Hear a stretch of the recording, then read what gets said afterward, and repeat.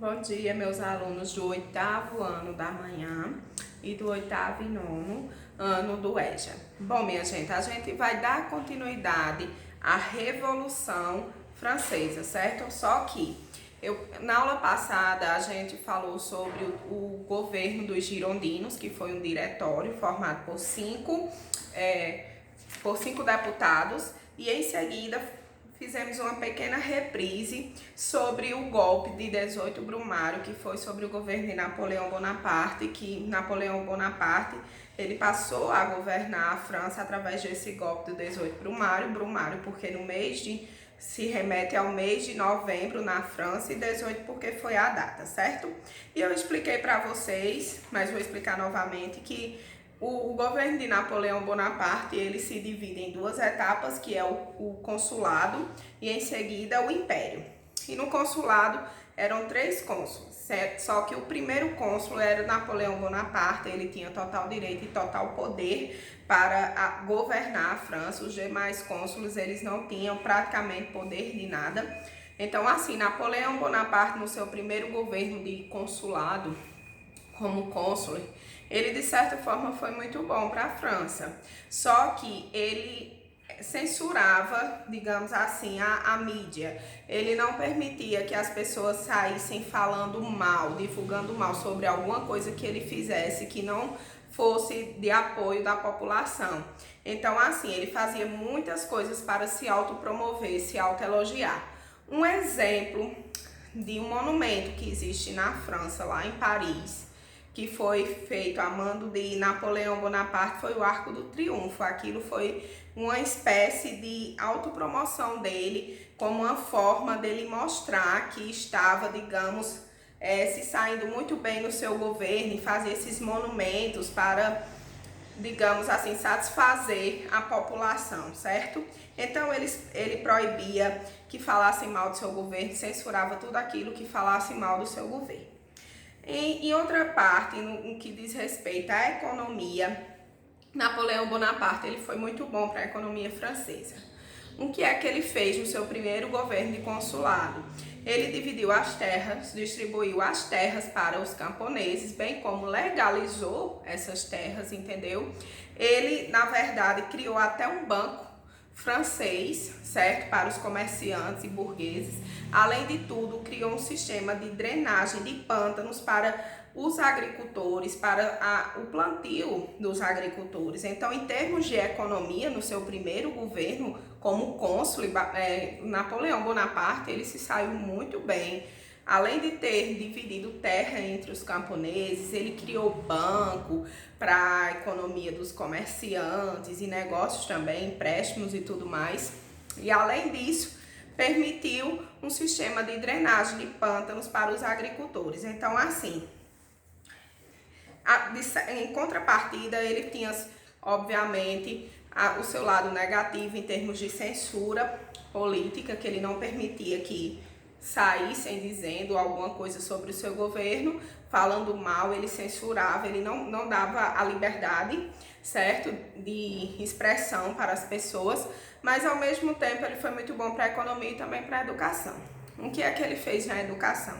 Ele começou a criar escolas, a construir escolas com ensino fundamental nas principais cidades da França, bem como criou um código civil que era chamado Código Civil Napoleônico, que serviu como base para a criação de novos códigos, também civil, principalmente de alguns países, entre eles o Brasil. O Brasil tomou como base o Código Napoleônico para escrever, para redigir, digamos assim, as leis e regras do Código Civil.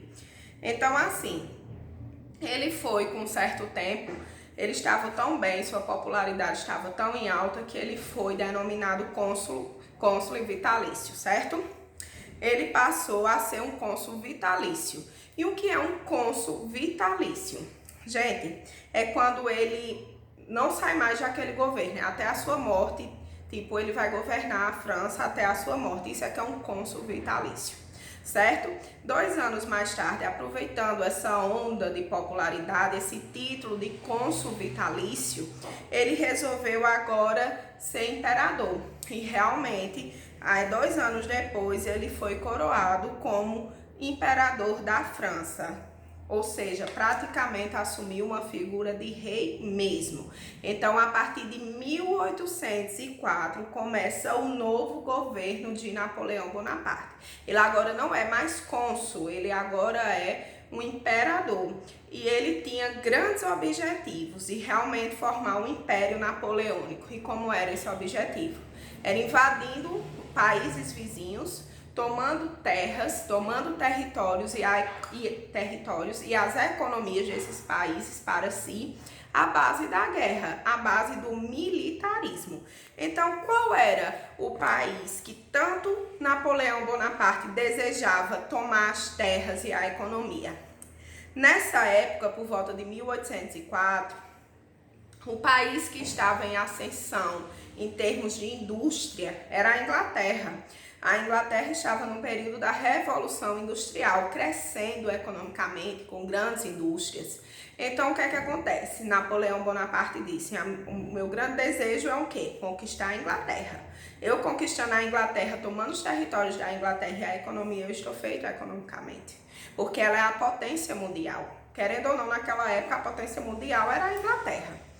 Então, o desejo de Napoleão Bonaparte era expandir seu território, seu império, e o principal país que ele desejava alcançar era a Inglaterra. Então, ele resolveu, em 1815, invadir a Inglaterra através do mar, ou seja, guerreou contra a Inglaterra com os navios da Inglaterra, os navios franceses contra os navios ingleses, mas por infelicidade de Napoleão, ele saiu derrotado nessa armada contra a Inglaterra pelos mares, digamos assim. Em compensação, pela terra, via terra, ele saiu muito vitorioso com as demais nações, como Áustria, Prússia e Rússia. Napoleão guerreou contra a Áustria, contra a Rússia e contra a Prússia, que equivale ao território da Alemanha hoje em dia.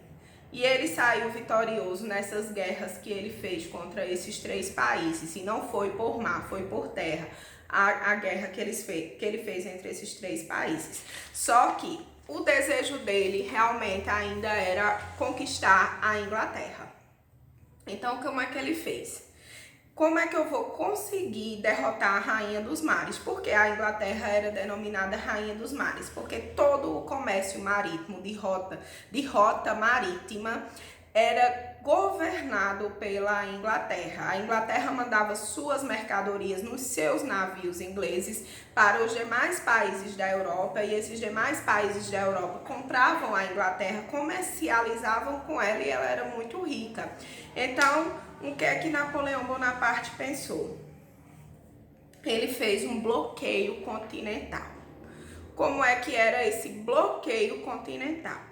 Todo país que foi conquistado por Napoleão Bonaparte estava proibido de comercializar com a Inglaterra, certo? Então, a Rússia, por exemplo, a Áustria, a Prússia, que foi conquistado por Napoleão Bonaparte, eles estavam proibidos de comercializar com a Inglaterra e não podiam os navios ingleses atracar no porto desses países. Qualquer região que fosse conquistada por Napoleão Bonaparte estava proibida de comercializar com a Inglaterra, e os navios ingleses estavam proibidos de atracar no porto desses determinados países. E o nome disso é bloqueio continental. Então, se eu perguntar na atividade de vocês o que for bloqueio continental, vocês já sabem como responder. Então, assim, só que a Inglaterra, ela tinha um grande comércio, e isso não deu muito certo. A Inglaterra continuou comercializando, sim, por muitos países da Europa, entre eles Portugal. Então, o que é que acontece? Sabendo disso, Napoleão Bonaparte vai tentar agora invadir Portugal, atingir Dom João VI.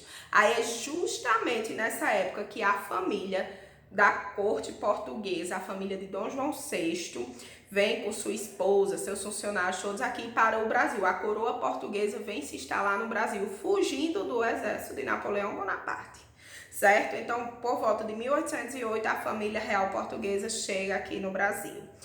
Eu acredito que se vocês tiverem algum tempo, assistam o filme Carlota Joaquina, que vocês vão ver bem direitinho a chegada da família portuguesa aqui no Brasil, justamente nessa época. Quanto à Espanha, a Espanha estava sofrendo com um clima de tensão lá, porque quem estava governando a Espanha era José Bonaparte, irmão de Napoleão Bonaparte. E eles faziam muita resistência contra a política do irmão de Napoleão Bonaparte e contra Napoleão Bonaparte. Fizeram tanta resistência contra Napoleão Bonaparte que Napoleão Bonaparte se viu obrigado a tirar seu irmão do trono espanhol e colocar a família real de outrora, ou seja, de antes do irmão dele assumir o trono, havia uma outra família real que governava a Espanha. Então ele foi obrigado a tirar o seu irmão José Bonaparte do trono e colocar a família que antes governava a Espanha, porque a resistência lá contra Napoleão Bonaparte estava muito grande. Então daí começou a enfraquecer mais o domínio, o poderio de Napoleão Bonaparte. Ele não conseguiu sair bem sucedido no bloqueio continental, tentando proibir o comércio da Inglaterra, e ele não conseguiu dominar de vez a Espanha, tendo até que tirar o seu irmão José Bonaparte do trono e colocar a família real que antes governava na Espanha, certo, minha gente? Então, o que é que acontece? A Rússia, ela foi conquistada por Napoleão, certo? Napoleão conseguiu dominar a Rússia, eu falei agora há pouco, mas ele proibiu a Rússia de comercializar com a Inglaterra, porque todo país que foi conquistado por ele proibia de comercializar com a Inglaterra. Então, o que é que acontece? A Rússia não aguentou mais, porque a Rússia dependia da Inglaterra para movimentar sua economia. Eles vendiam trigo à Inglaterra, bem como madeira. Então eles desobedeceram a ordem de Napoleão Bonaparte e voltaram a comercializar com a Inglaterra, comercializar seu trigo, comercializar a madeira que eles vendiam para a Inglaterra. Respondendo a essa desobediência, o que é que Napoleão Bonaparte fez? Mandou 600 mil soldados e 180 mil cavalos invadir a Rússia para destruir de vez. Então a Rússia, ela se preparou com seu exército, obviamente, mas o que acontece? Acontece um milagre. O inverno russo, ele é extremamente rigoroso, gente, muito rigoroso. Então o que é que aconteceu? Desses 600 mil soldados, apenas 30 mil voltaram vivos para suas casas, seus lares. Ou seja, o inverno por si só derrotou quase todo, digamos todo, né? Porque uma parcela dessa, só votada de 600 mil, 30 mil apenas, em relação a 600 mil é muito pouco, derrotou todo o exército russo, todo o exército francês. O inverno russo, ele derrotou quase por completo o exército francês, ou seja, o exército de Napoleão Bonaparte. E a Rússia saiu vitoriosa naturalmente, com as bênçãos de Deus, porque aí foi um verdadeiro milagre. É tanto que hoje em dia as pessoas usam a expressão, quando uma coisa está bem difícil, nossa, o negócio aqui está russo. Por quê? Relacionado justamente à questão do inverno da Rússia, que era extremamente rigoroso, extremamente frio, extremamente complicado de se enfrentar. Então, assim, o inverno russo derrotou completamente o exército de Napoleão Bonaparte, que era o exército francês. Aí, baseado nisso, os outros países viram que o poder de Napoleão Bonaparte não estava mais como antes, eles estavam perdendo batalhas, então resolveram se reunir. A Inglaterra, a Áustria, a Prússia e a Rússia, os quatro países, Inglaterra, Áustria, Prússia e Rússia. A Prússia equivale à região da atual Alemanha. Eles se reuniram contra Napoleão Bonaparte e começaram em 1814 a invadir a França. Só que aí Napoleão Bonaparte, ele foi para a ilha de Elba com aproximadamente 1000 soldados, meio que se refugiando contra esse exército inteiro que se aproximava na França para derrotá-lo. Depois, com o tempo, quando diminuiu mais a resistência, ele retorna à França com esses soldados que estavam com ele na ilha de Elba. Lá na França ele é recebido como herói, mas o rei Luís XVIII, irmão de Luís XVI, aquele que foi decapitado, ele tinha assumido o trono da França enquanto Napoleão Bonaparte fugiu para a ilha de Elba.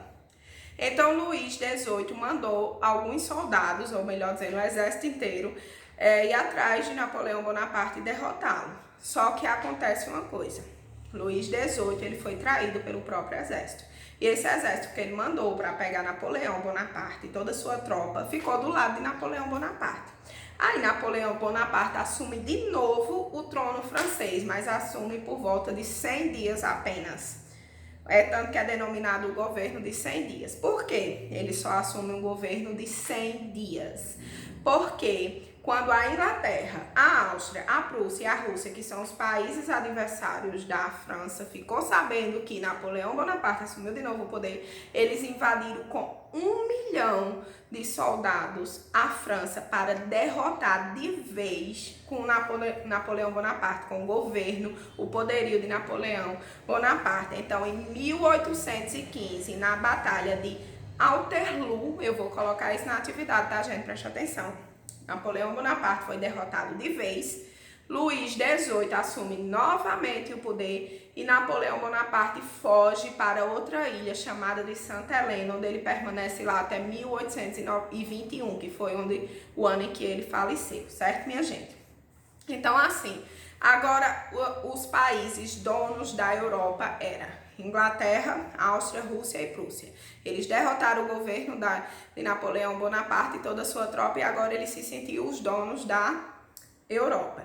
Então, o que é que eles fizeram? Eles fizeram, no Congresso de Viena, eles se reuniram para discutir questões políticas sobre a França e criou 2 princípios. O princípio da legitimidade, que dizia que toda família que foi a família que governava a França antes de 1789, antes da Revolução Francesa, teria o total direito de governar novamente a França. Então, Luís XVIII, ele permaneceu no poder porque ele é da dinastia Bourbon, e a dinastia Bourbon, que ela governou a França antes de 1789, ou seja, antes da Revolução Francesa. Ele era irmão de Luís XVI, aquele rei que foi decapitado, que eu expliquei para vocês no início desse conteúdo. Então, ele assume a legitimidade de governar a França. E outra, a política de equilíbrio europeu. Qual é esse princípio da política de equilíbrio europeu? Que nenhuma nação deverá ficar oprimindo a outra, fazendo opressões, ataques, guerras umas com as outras, e sim permanecerem unidas. Então, isso foi discutido no Congresso de Viena, certo? Depois que terminou toda essa batalha de Waterloo e que Napoleão Bonaparte foi definitivamente derrotado. Então, minha gente, esses novos senhores da Europa, que é Inglaterra, Áustria, Rússia e Prússia, os novos donos da Europa, fizeram algumas divisões de terrenos, de territórios, ou melhor dizendo, de países para si beneficiarem, certo? Mas vale salientar que nessa divisão a Alemanha, a atual Alemanha, ela não saiu muito beneficiada, porque muitos territórios foi tomado dela, certo, minha gente? Então, assim, a Revolução, toda essa trajetória do antigo regime, o desfecho dela acaba aqui, nesse final do governo de Napoleão Bonaparte. Começa com a Revolução Francesa, com o início com os princípios de liberdade, igualdade e fraternidade. Conseguem colocar abaixo, decapitar o rei Luís XVI e começa a vir sucessões de governos que eu expliquei para vocês nas aulas passadas. Chegou a ter república, chegou a ter diretório, a França chegou a ter república, diretório, depois passou para consulado, depois passou para império, que foi nas mãos de Napoleão Bonaparte. Lembrando que o governo de Napoleão Bonaparte foi dividido em 2, que foi o governo de consulado, e quem ele era um cônsul e depois ganhou o título de cônsul vitalício, que é o direito de governar até a morte, e depois de sair ele passou a ser imperador. Lembrando que o governo dele de imperador foi um governo extremamente de expansionismo militar, ou seja, de guerras para tomar os territórios dos outros países, principalmente de quem? Da Inglaterra. Então, minha gente, assistam esse vídeo aula, porque é importante para vocês entenderem o final desse assunto do antigo regime e fazer a atividade, obviamente. Então, tenham uma boa semana a todos. Deus abençoe cada um de vocês.